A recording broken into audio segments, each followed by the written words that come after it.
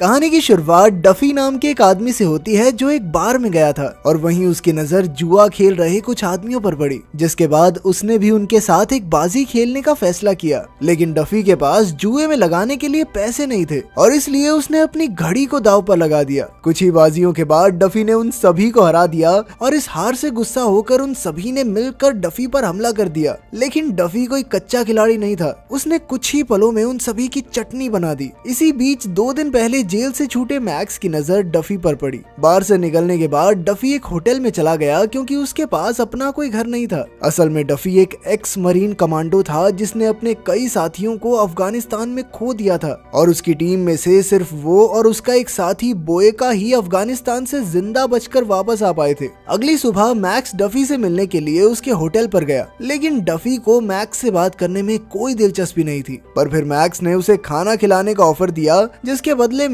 Duffy उसकी बात सुनने के लिए तैयार हो गया। इसके बाद वो दोनों ही एक रेस्टोरेंट में गए जहां उसने डफी की काबिलियत की बहुत तारीफ की और कहा कि बेटा तेरे हाथ में जादू है, हम बहुत पैसे कमा सकते हैं। पहले तो डफी को उसकी बात पर विश्वास ही नहीं हुआ, पर मैक्स उसे अपनी बात का सबूत देने के लिए तैयार था। जिसके बाद वो दोनों डोनाल्ड नाम के एक आदमी से मिलने गए जो अलग अलग जगहों पर स्ट्रीट फाइट्स करवाता था। और पहली फाइट के बाद डोनाल्ड ने वहां मौजूद सभी आदमियों को अपने फाइटर से लड़ने का ओपन चैलेंज दिया। पर तभी उसकी नजर डफी पर पड़ी और वो जानता था कि मैक्स उसे वहां एक लड़ाई के लिए ही लाया है। पर डफी ने इस लड़ाई के लिए साफ इनकार कर दिया, जिसके बाद वहां खड़े सभी लोग उसका मजाक उड़ाने लगे। अपनी इस बेइज्जती को देखकर डफी आखिरकार लड़ने के लिए तैयार हो गया और उसने बड़ी ही आसानी से डोनाल्ड के उस फाइटर को हरा दिया। तभी उन्हें पुलिस के सायरन की आवाज सुनाई दी और इसलिए वो डोनाल्ड से अपने पैसे लेकर तुरंत ही वहां से निकल गए। रास्ते में डफी को उसके हिस्से के पैसे देकर मैक्स ने उससे उसके घर के बारे में पूछा, जिस पर डफी ने उसे अपनी हालत के बारे में बताया और उसकी बात सुनकर मैक्स ने उसे अपनी बहन के घर में शिफ्ट करने का फैसला किया।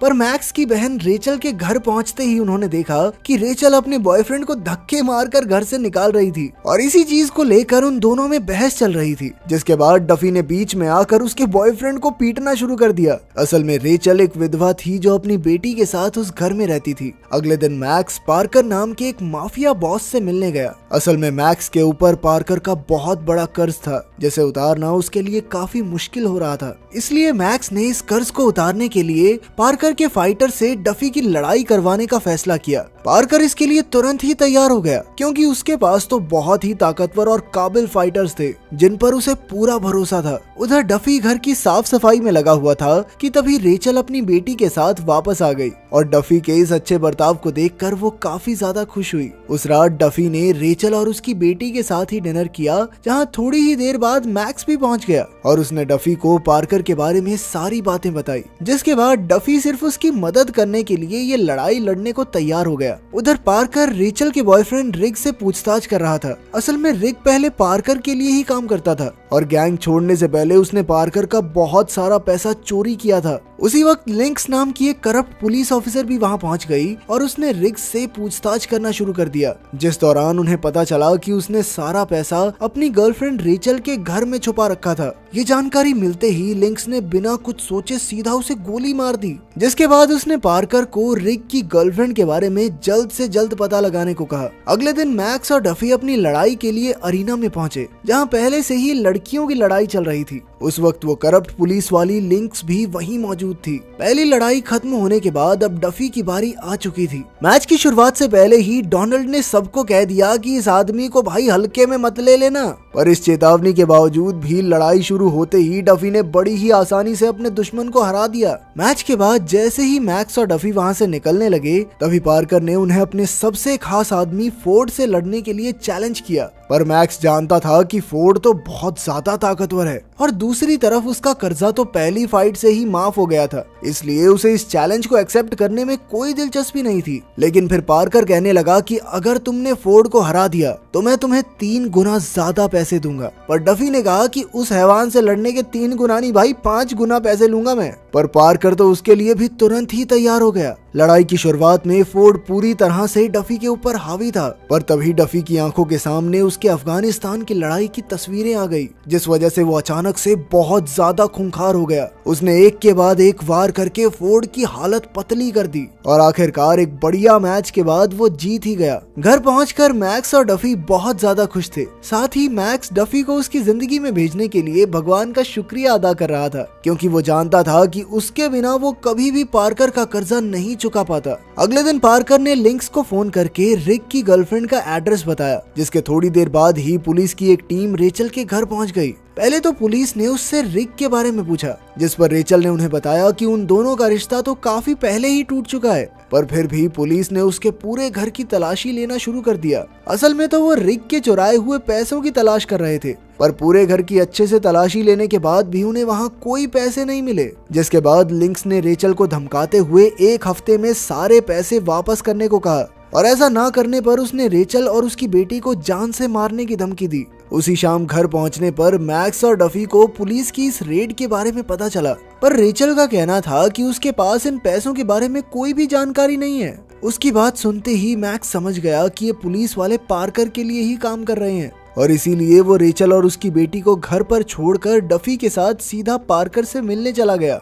लेकिन पार्कर का कहना था कि भाई ये पैसे तो मुझसे भी ज्यादा खतरनाक लोगों के हैं, अगर वो पैसे नहीं मिले ना तो भाई मुझे भी कोई नहीं बचा पाएगा, तुम्हारी तो बात ही कोई नहीं है। और रिक ने मरने से पहले यही कहा है कि उसने सारे पैसे रेचल के घर पे छुपाए हैं, और अब वो पुलिस वाले बिना पैसे लिए रेचल और उसकी बेटी को छोड़ने वाले नहीं हैं। तभी पार्कर ने मैक्स से इस कर्जे को अपने सर पर लेने का सुझाव दिया ताकि वो अपनी बहन को बचा सके, पर मैक्स को उस वक्त कुछ भी समझ में नहीं आ रहा था, और इसलिए वो चुपचाप वहाँ से निकल गया। लेकिन ऑफिस से बाहर निकलते हुए उसकी मुलाकात लिंक्स से हुई, जिसे देखकर वो और ज्यादा चिंता में आ गया। तभी डफी ने उसे शांत करते हुए बताया कि वो रेचल और उसकी बेटी को बचाने के लिए एक और बार लड़ने के लिए तैयार है।